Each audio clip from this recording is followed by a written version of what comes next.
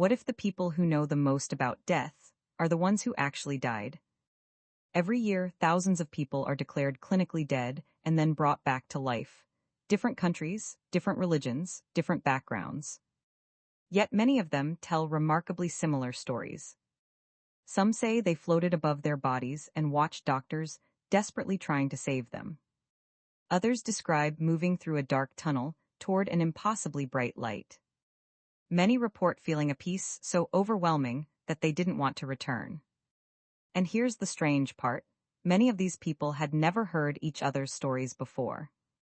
So why do their experiences sound so similar? Is it simply the brain's final response to dying? Or is something else happening? Before we explore those questions, let's look at what science says happens when you die. The moment your heart stops beating, oxygen can no longer reach your organs. Brain activity begins to fade. Doctors call this clinical death. For most people, that should be the end of the story. But for some, it isn't.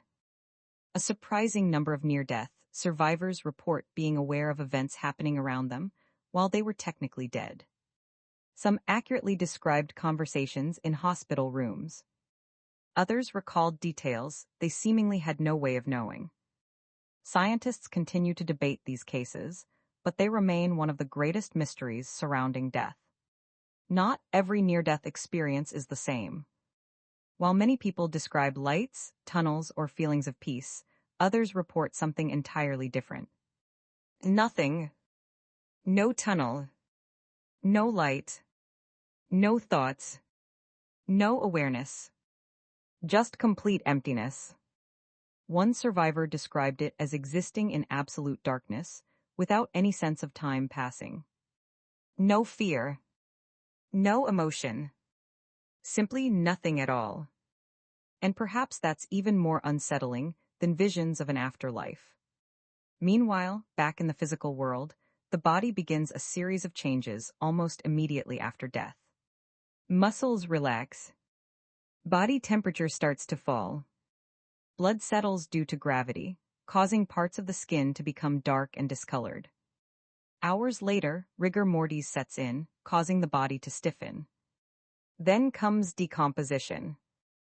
Bacteria that once helped keep you alive begin breaking down tissues from the inside. The process continues for weeks, months, and eventually years until the body returns to the earth. In the end, everything physical that made you who you are disappears. Which brings us back to the biggest question of all. If the body is gone, what happens to consciousness? For thousands of years, humans have searched for an answer. Some religions teach that the soul continues into another realm. Others believe in reincarnation, a cycle of death and rebirth. Philosophers have proposed countless theories, from eternal return to the idea that consciousness exists separately from the body itself. But despite all our advances in science and technology, nobody has proven what happens after death. Not yet. And maybe that's why near-death experiences fascinate us so much. Because they offer a glimpse, however incomplete, into the one journey every human being will eventually take. Whether these experiences are messages from beyond, tricks of the brain, or something we don't yet understand, they all force us to confront the same reality. Life is temporary. And many people who return from the edge of death say the same thing. They don't talk about money.